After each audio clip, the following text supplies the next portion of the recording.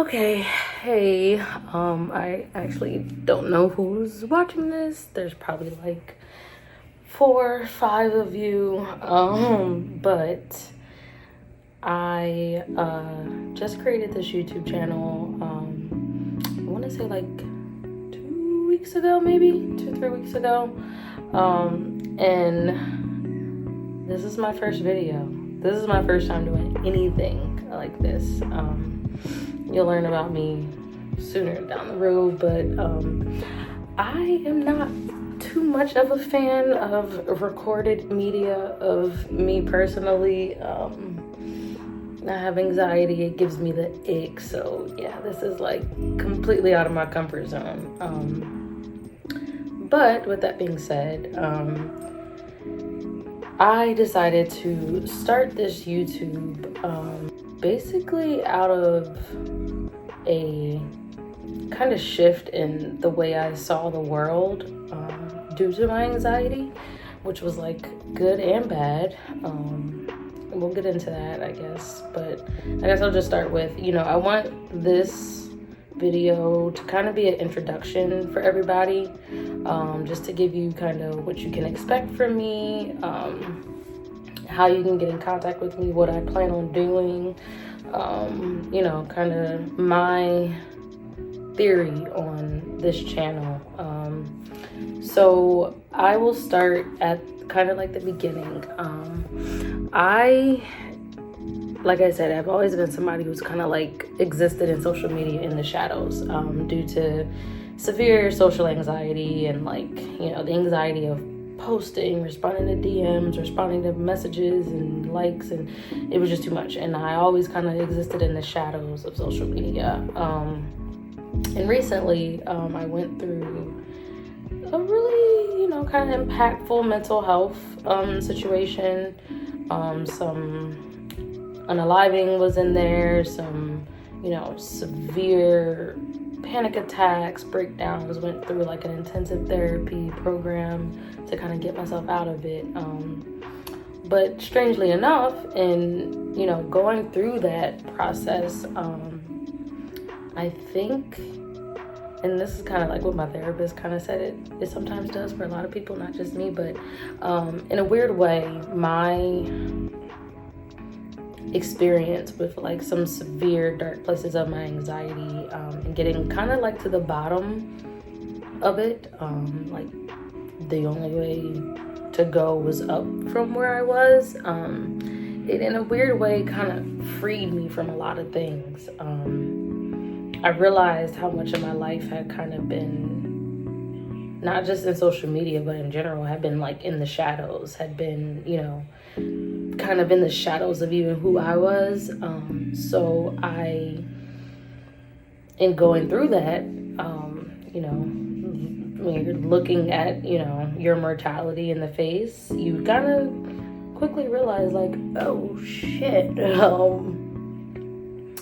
I better start living the life I want to live, because it for damn sure is not promised to any of us. And especially for someone like me who has, those types of ideations that, sometimes just crop up on their own without any, doing of me, like specifically. I need to start living the life that I want to live. So in doing that, I, became just kind of disillusioned with a lot of things. I recently had a very large shift in my career, an intentional shift, because I realized that my current career path and my career trajectory just was not conducive to the type of person that, I am today, even though, the job I'm doing right now was a job I have been planning to do for about 15 years of my life. Like, I have been planning for that job for 15 years. And maybe 6 months ago, I realized that I don't want to do it anymore. So that's what's kind of brought us here. I kind of realized that my life was not going to be, very cookie cutter for anybody by anybody's take. And And I don't really care anymore. Like, I don't care that the stuff that I believe in, that I feel passionately about, that I care deeply about, would be considered, you know, some of the kind of off the beaten path, would be like, oh, she's so, you know, out there, radical, like, because life is short. And in realizing that life is short, I realized life is precious. And I had a very strong, due to some, I had kind of been like in a depressive state, anxiety triggered state for about 2.5 years. And I didn't realize it. 2.5 years or so. And in that, and having to survive, but still be a mom, you know, still have my career, still pay bills, still do all the things that you got to do to be an adult. I kind of shut myself off from the news, politics, pop culture. I kind of turned myself completely off to everything because I could not hold those bits of information, those bits of tragedy, those bits of trauma, those bits of just pain that the world was in. I couldn't hold them inside of me and still be the person that I needed to be for my child, my partner, just life in general. So I had to make a strategic decision and just, you know, tune out. I went 2 years legit not knowing anything about what was going on in the world, probably beyond things that directly impacted my job, like COVID. Oh, okay, we can't go to work anymore. Okay, cool.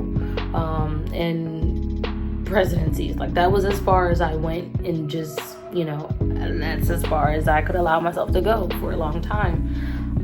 But in, you know, coming out of this last deep state that I was in of my, you know, mental health, I've been able to kind of like open my eyes back up, like the veil kind of has been lifted off of me, and I realized that I had been missing a lot of opportunity to do the things that I feel passionate about. I've always felt passionate about, you know, saving the, like literally, that's my dad, he hates when I say this, literally saving the world. For a long time as a child was like, I'm going to have a farm and I'm going to save the world. Those were my goals, like nothing else.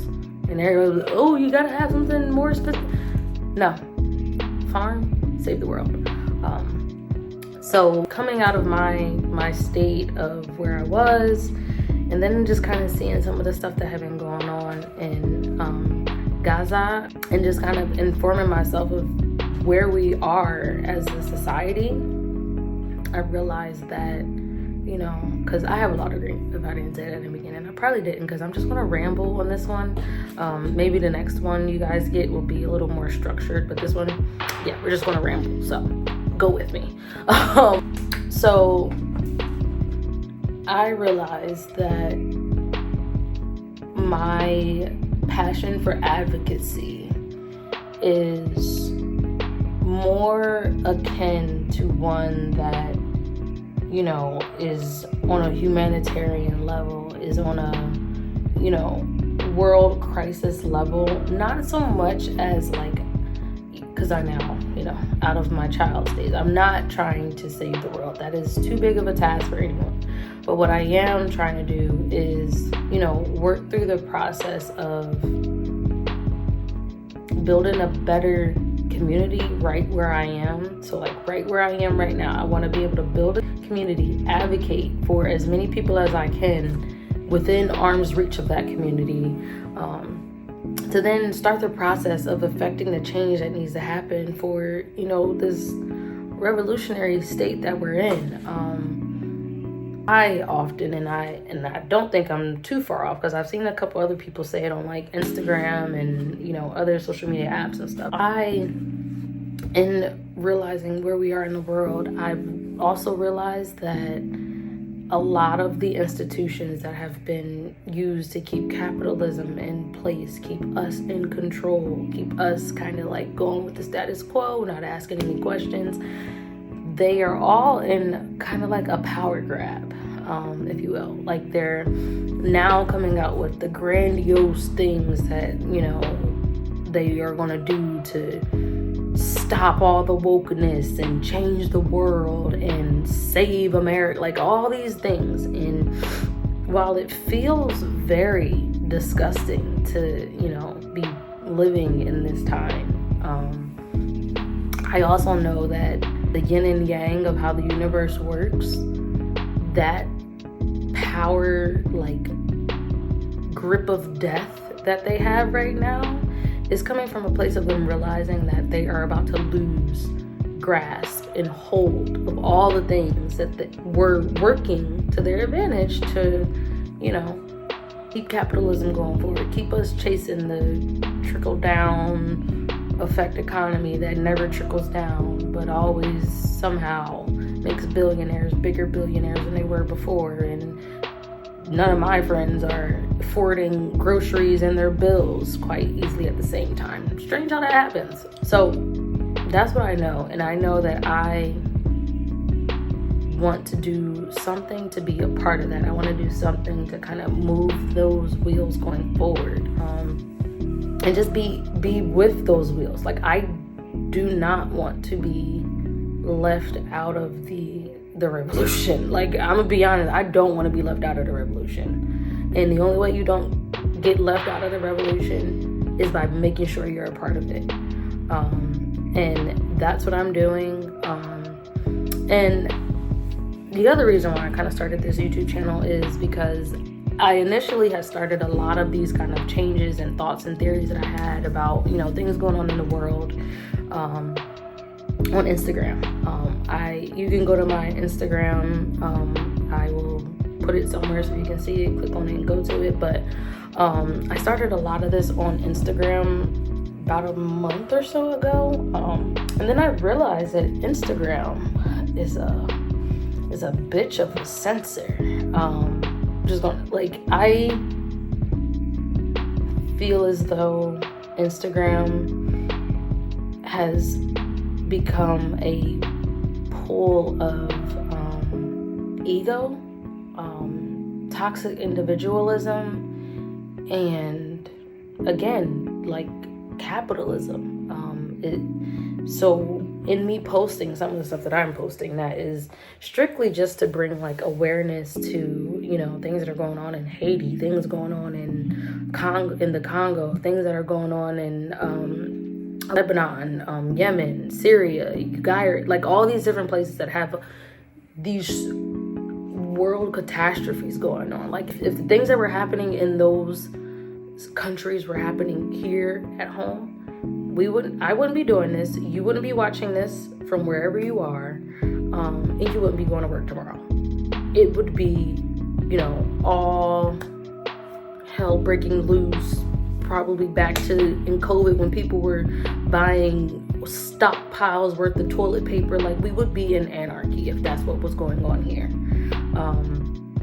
And all I was trying to do on Instagram was bring awareness to that and, you know, give people some, like, specific call to actions that they could do, some things that they could do just, like, directly off their phone to, like, you know, help directly. And that's what I was trying to bring awareness to. And I was also trying to bring awareness to some of the paradoxical kind of conspiracies and hypocrisies of what we're living in. So that's some of the stuff that I was trying to talk about on my Instagram. And very quickly, I realized that shadow banning is real. Like, right now, as I'm recording this video, I'm in the shadow realm right now. My account is not going to be seen by anybody, probably at all, unless I'm probably going to have to post, like, a regular picture of me being a baddie or something, just to get the engagement back going so that I can come out of the shadows. And then that showed me, because I do have things that I want to say specifically to some of the things that are going on, where I understand the philosophy behind the intersectionality of the world. So my initial goal and kind of like lining up all the different, things that were going on and all the different, crises and humanitarian needs that are happening in and around the world. My goal was to be able to then put those out there and then begin to show people how this thing happening over here in Lebanon 100% impacts you. And let me show you how. And let me show you how this thing in Lebanon also is impacting the people in Haiti, how it's also impacting the climate, and how it's also impacting the overall well-being of this world in general. I wanted to be able to talk about those things, but in, working my way through what I thought was just, bringing activism and light to some of the stuff that was going on in the world, Instagram showed me very quickly that they don't want people doing that. Like I said, and I still think that it's very important that when whatever capacity you can, you are talking about, you are creating, avenues of discussion for people. You're creating avenues for people to be able to discuss these things, learn about these things, get connected to these things as much as possible. Where me starting this channel kind of came from. I feel like it's very important to show people the different layers that go into revolutionary ideas, that different levels that go into actually liberating yourself, and how what the work looks like, what the lifestyle looks like, and because I also believe that there's not a way to really affect change if you're not showing people the good, the bad, and the ugly. So what I mean by that is, outside of the posts that I may make on Instagram that show all different things and you don't really know what I'm doing in the background, I need to be able to show people the tangible, day-to-day things that I'm doing in my actual life, because my actual life is a part of the liberation as well. So is yours. So I need to be able to make sure that I am directly showing people what this life looks like as you start to liberate yourself, the struggles you may come across, and what you can, I need to be able to show people that the most radical thing, the most revolutionary thing we can do is heal ourselves. In healing ourselves, we give so many people around us permission to do the same. And that's what I'm trying to, really do. I'm trying to show people that there is a third way. I hate when people say the lesser of two evils. I don't like that, because evil is still evil. Whether it's less or more, it's still evil, and I don't want it. So my entire life has always been, and it's frustrated my parents, it's frustrated my partner now, it's probably going to frustrate my daughter when she gets older, has always been finding a third way, because there's always a third way.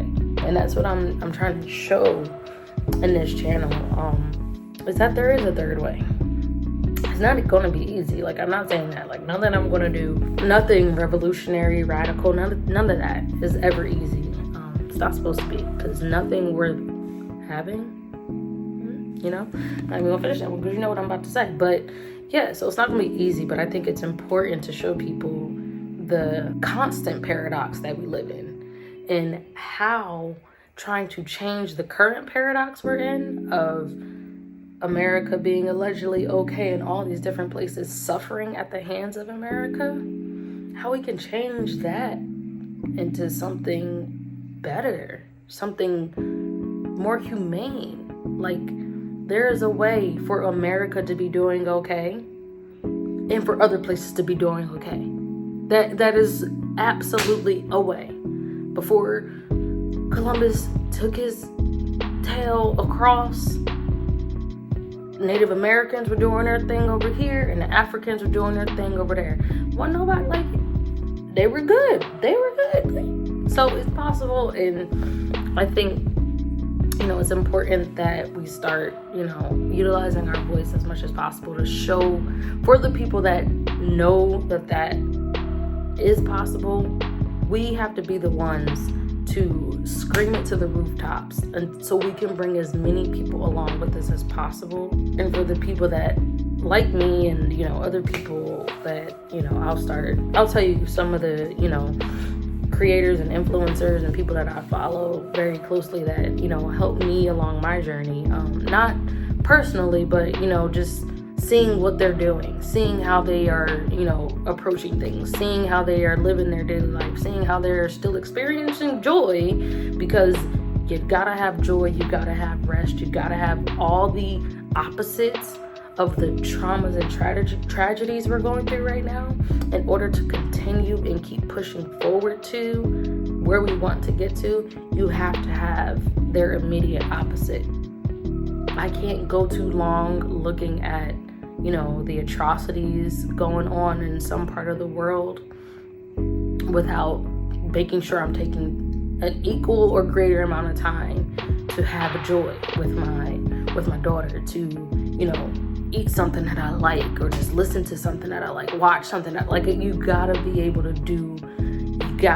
to have both, because there is no other way have the full human experience in our revolution, the full human experience in our humanity, the full human experience in whatever country, state we're living in. We gotta be able to have that and be a full human. It's part of the issue where we're in right now. There are only specific values of the human experience that the current state of America and capitalism, imperialism, kind of prioritizes, because those are the, typically the values that make economy, move and make your pockets fatter. But without having that immediate opposite of philanthropy and charity and care for the world, you are creating a self-eating cancer, honestly. That's the best way I could, it's a self-eating cancer. That's where this YouTube channel came out of. Right now, because I'm looking at the time, I'm about to come up on 30 minutes, and I think that's enough talking for first time.